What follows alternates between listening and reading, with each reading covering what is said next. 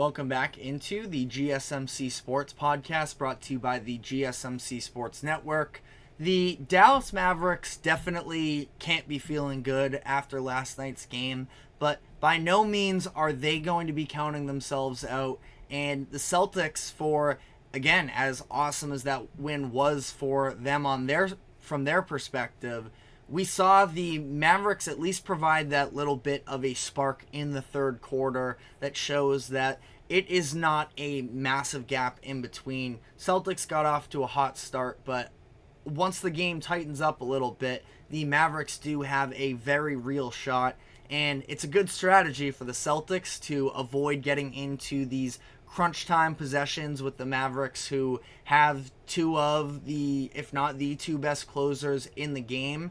But eventually feels like the Celtics are going to have an off shooting night, and the Mavericks are going to be able to, stay in this and make things very interesting. So I want to talk about the adjustments that the Mavericks can make going forward here, because there were some clear issues with the team last night, and it stems from their offense, which just was not good enough. 89 points, like I mentioned, only 9 assists, tied for the least amount of assists in an NBA Finals game by a singular team since the Cavaliers in the 2007 Finals. So that obviously has to be better. And obviously, the eyes are on Luka Doncic last night, who had just 1 assist. And it was very clear that the Celtics, while they were obviously having that extra set of attention on Luka, they weren't sending these extreme double teams and, heavy blitzes in the way that the Timberwolves were, that the Thunder were, that opened up all of these other wide open shots on the perimeter for the Mavericks. And in a very large part of that, as well as the fact that the Mavericks have benefited this season very much in large part due to the corner shots falling for them. They were top 4 in the NBA in terms of shots from the corner in the league this past season, and we saw that number even go up a bit throughout the playoffs. During the regular season, 10.1 3-point attempts from the corner. That was 4th in the league, and that is now at 11.2 through the playoffs. Last night they had just 3, and we have seen a very drastic fall off in terms of the 3-point percentage from PJ Washington and Derek Jones when they are shooting above the break versus in the corner. And that's something where ultimately, the percentages have not been good. It does feel like they're going to have to at least take those shots and try and get the Celtics to respect it a little bit more. I mentioned just PJ and Derek Jones there, but there was an instance, I believe it was in the second quarter, where the Celtics did send the double team at Luka, and it was the second player coming off of Josh Green, who was standing wide open on the wing. He decided he wasn't going to shoot that. He took a couple dribbles in. The Celtics still didn't close out on him, and he ends up shooting this little bit of an awkward runner and missing it there. And it was just, I thought, a little bit of a microcosm of what we are seeing in general, at least as things currently stand. I don't want to say the series as a whole because we've only seen one game, but it feels like the Celtics are going to be looking to take away those corner threes in particular, live with stuff above the break. We've seen that be their strategy a little bit in general here throughout the postseason. We saw it with the Cavaliers and with the Miami Heat when both of those teams got hot from 3 and were able to steal the game 2s from the Celtics, and that was at least the strategy last night. The Mavericks need to not question whether or not those are good looks. PJ Washington, Derek Jones, I know it's not their number one hope to take those looks, but feels like you have to sort of take the wide open looks that the Celtics give you and hope that you can convert better. And that's not this, a foolproof plan, because obviously you're playing a numbers game at that point, and if PJ and Derek Jones can't hit, then you are just sort of throwing possessions away. I understand that. It's more than just that, but that is one thing that I'm definitely looking at if I am the Mavericks. Part of the other issue with the Mavericks in general is the fact that I felt like they were very much trying to hunt these mismatches. We saw Al Horford going through all of this extra attention when he was on the defensive end. And as we get a comment from Kelsey, Celtics in 6, that was the prediction going into this. I don't know if I'm going to waver just yet. I mean, it feels a little bit more in favor of the Celtics now. But again, Mavericks are too good of a team to just roll over. But their offense is going to need to have some more ball movement to it. And listen, I understand Luka and Kyrie are really the only players on the Mavericks that you fully trust from a ball handling perspective, but at the same time, it was just so much iso ball of trying to hunt out these mismatches. We saw Al Horford, like we talked about, I believe he was put into 18 different possessions on defense as the primary defender, and he held up incredible. He had a couple blocks in that game as well, both on Kyrie Irving and against Luka, for the way that he was able to hold up. And that's something we talked about as well. As much as Al was getting exposed throughout the Eastern Conference run with those quick guards and Donovan Mitchell and Tyrese Halliburton, Luka doesn't necessarily, he's a much more patient player, and he doesn't necessarily have the quick burst to, get those tough angles. And we saw Kyrie at one point sort of shake Al Horford in the corner, and he ended up getting himself a baseline drive and finished with that reverse layup. So I'm not saying that Al can't, be exploited to some degree, but it was just very heavily centered around that. And it was Sam Hauser when he checked in. Luka went at him the first two possessions that Hauser was on the court, and he came away with stops, including a steal there. Luka was looking for Kristaps Porzingis as well, who I believe also got a block on him, or at least forced a bad miss. But, a lot of very Luka and Kyrie, putting the ball on the floor, and Kyrie even less so. Maybe that's something to think about more. Now, Drew Holiday was obviously a menace in this game. As Kelsey says, Al plays great at age 52. Just about. Not quite that, I believe. Did he just turn 38? I know that his birthday was like first week of June. He may have just turned 38, actually. Yeah, he did. His birthday was June 3rd, so earlier this week. So it sometimes feels like he's 52. But I mean, man, is he held up to this point. And that, it's not a good sign if you are the Mavericks and you feel like that's the place to exploit the Celtics and he's holding up the way that he does. Definitely not a good sign there. And I'm not necessarily sure what it is. We see with the Celtics, it's Jason Tatum driving, and granted, this again goes back to the conversation of how much extra attention are these teams willing to give up on these types of drives. The Jason Tatum was able to kick it out, and they would swing it all around the perimeter and end up with a good shot. I don't know what it is. Maybe it's that the Celtics aren't putting that much pressure on Luka inside, and maybe that means that he needs to sort of go into that extra level of aggression. I mean, he scored 30 points last night, so it's not like he wasn't making them hurt at all. Ultimately, I think it sort of falls on Kyrie as well, who needs to get himself some good looks. It's tough with the size that the Celtics have, though, as well, where, Kyrie is typically the smallest player on the floor when both teams' starting fives are out there. So I think that they need to start making the Celtics pay Luka and Kyrie, that is, on the interior in order to force them into giving up that extra attention and then allowing some more open looks on the perimeter. But I mentioned the corner threes. One of the other biggest parts of the Mavericks offense has been throwing lobs to Derek Lively and Daniel Gafford. And the Celtics obviously knew this, and their strategy coming into this game was having Jason Tatum match up against the bigs so that in these pick and roll situations, you weren't getting a big that can be exploited in the same way, sort of like what we saw Rudy Gobert just being stuck in no man's land,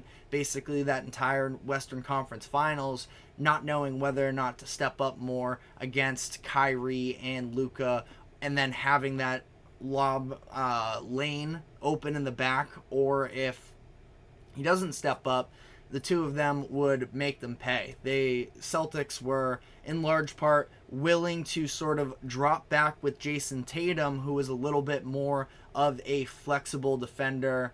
And obviously, again, there should be a size mismatch, but I just thought that the Celtics did an incredible job of limiting those pick and roll opportunities and getting bigs in compromising positions. Porzingis was playing a lot of this game, him and Al Horford both sort of on the Derek Jones types. And again, if they are outside of the break, not in the corner, but beyond the three-point line, Celtics were sort of willing to give up those types of opportunities. And, you know, I think the Celtics had a perfect defensive game plan in order to shut down the Mavericks. They're going to have to try and overcome that.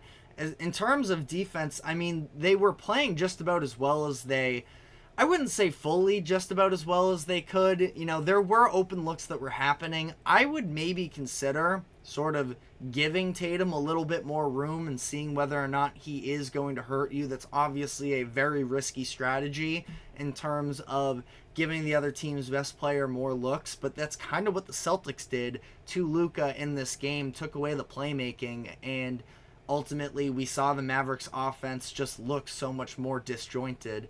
Kelsey asks, do you think Porzingis will play that good all series? I mean, in terms of what he did in the first quarter, that was a legacy quarter for Porzingis. You know, whatever he was, 4 of 5 or something from the mid-range. That is a pretty big ask, and the defensive impact that he had as well, though, is something that I don't think is going anywhere. The rim protection that he was playing, and that's where Celtics, because they had Tatum guarding the big man, and the big man on Dallas can't necessarily take advantage of smaller defenders in a post-up situation. Gafford did a really good job of cleaning up on misses and such, and that's another thing sort of baked into this is if that's the way that the Celtics are going to play, the Mavericks have to win the offensive rebound battle, which we saw. You know, they definitely had their opportunities. Like I mentioned, Daniel Gafford was impactful on the offensive glass. He got a number of putback looks for himself doing that, but the Celtics also out-rebounded them on the offensive glass on the other end. So I think rebounding is going to be a very big part of the Mavericks' game plan if they're going to try and turn this thing around, that they have to be ultra aggressive on that glass, put Tatum in compromising positions if he's going to be matched up against your big men, because as things stand right now, you know, Kristaps Porzingis can sort of play that roamer role, help to, you know, contest things at the rim, but on those second opportunities is where things can definitely open up for the Mavericks. And, you know, it's very doable. In large part, it's hitting their own shots, and it is, you know, winning the offensive glass. So a lot of it is sort of simple, but at the same time, and you can say from the defensive end as well, the point of attack defenders just have to be better. Way too many blow-bys for the Celtics to get into the paint, which allowed the ball movement to open up for all of these different three-point opportunities. Lil Fettuccine asks, is Boston going to sweep? I don't think so. At some point, it feels like the Celtics' shots aren't going to fall. I mean, they were, you know, going nuclear in that first quarter when they scored 37 points. And it took the Mavericks until, well, I put it down somewhere in my notes here, that it was off that Maxi Kleber drive with 1:26 left in the second quarter for the Mavericks to even match that first quarter total for the Celtics. But then the Mavericks were in large part able to work their way back into the game when the Celtics threes weren't falling as much, as when they sort of get caught up in their own shot selection tendencies, which do tend to hurt them at times. So ultimately, you know, I think that the Celtics are due to have a bad night shooting from three. Now, they are capable to win these types of games. I think that's one of the biggest differences from last year's Celtics to this year's, that the Celtics do have options attacking the interior of opposing defenses, but at the same time, that is sort of the Mavericks' specialty as well, which sort of is all baked into that conversation. Is the series going to 7? My initial pick headed into this series was Celtics in 6. I feel pretty good about that, but obviously, again, like, you can't necessarily just judge off of one game. You know, it would be foolish for me to start doing a victory lap now in terms of feeling good about my pick, because these teams can look entirely different. It's interesting that the NBA decided to schedule this out, that game 2 isn't going to be until Sunday, which, you know, you can sort of manufacture all of these different scenarios in which it would favor one team over the other. Ultimately, though, it's the Mavericks who do sort of need this probably extra day, I think, to, you know, reconsider their approach. And eventually, there's going to be a close game in this series. And if that's the case, you do have to, if you're a Celtics fan, really worry about the late game offense of Dallas versus the Celtics. And that isn't even a statement on the Celtics. I think that they showed during the Pacers series that they can actually pull out some of these close games, and that mentally. And Jaylen Brown had a quote after the game saying that once the deficit got down to 8 in the third quarter, that's when the game actually started. And it shows the mental maturity from the Celtics. I don't think that they are, you know, handicapped in the same way that they have been in the past, but it's Luka and it's Kyrie. In a closing situation, there really isn't an option to fully shut that down. So ultimately, you know, I still lean with the Celtics on this one. You know, maybe it sways me to feeling like this could be a 5-game series as opposed to 6, but again, after just one game, you can't necessarily go back and, you know, change your entire gut feeling about the entirety of it. So it's going to be an uphill battle for the Mavericks to overcome what the Celtics put out last night. But I do think that it's still possible. Again, Luka being the best player in the series is a massive factor. But that being said, they're going to need other players to step up.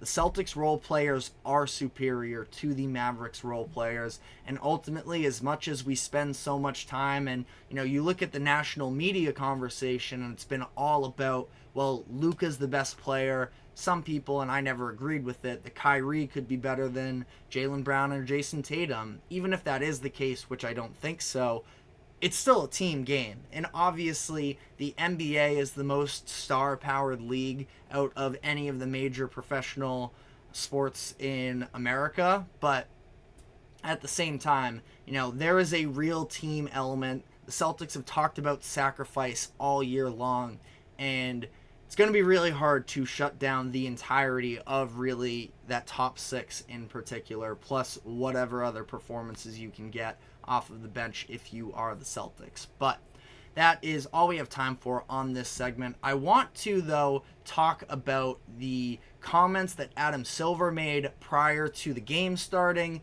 in the media situation. So we're going to dive into that. But first, one last comment here from Kelsey. People kept saying the West would crush any Eastern Conference team. Listen, we can admit multiple things here. The Western Conference was undoubtedly more talented than the Eastern Conference was this season. Way deeper. But we can also agree that the Celtics were never really grouped in with those other Eastern Conference teams. That this was the Celtics conference all year long. And there was really never a point. I know that there was some love for the Knicks, especially around mid-season, where they made those acquisitions where everybody, including myself, I think I was fooled a little bit just based off of we all wanted, you know, something interesting to happen at the trade deadline. Ultimately, it was the Mavericks who made out the best out of it, but the Celtics were never in competition with those other Eastern Conference teams. And, the Mavericks probably would, crush the majority of teams that made the playoffs in the East. Celtics are a different conversation, though. And that's why, for as much as this conversation of being battle-tested was thrown out in these conversations basically for the past month plus, the Celtics did exactly what we expected them to do, which is go 12-2 in the Eastern Conference, look dominant for the majority of stretches, and now here they are in the finals, and a great start for them. But we are going to be taking a quick break now, and when we come back on the other side, want to dive into those comments from Adam Silver and the idea of the NBA expanding. So stick with us, and we will be right back after this quick break.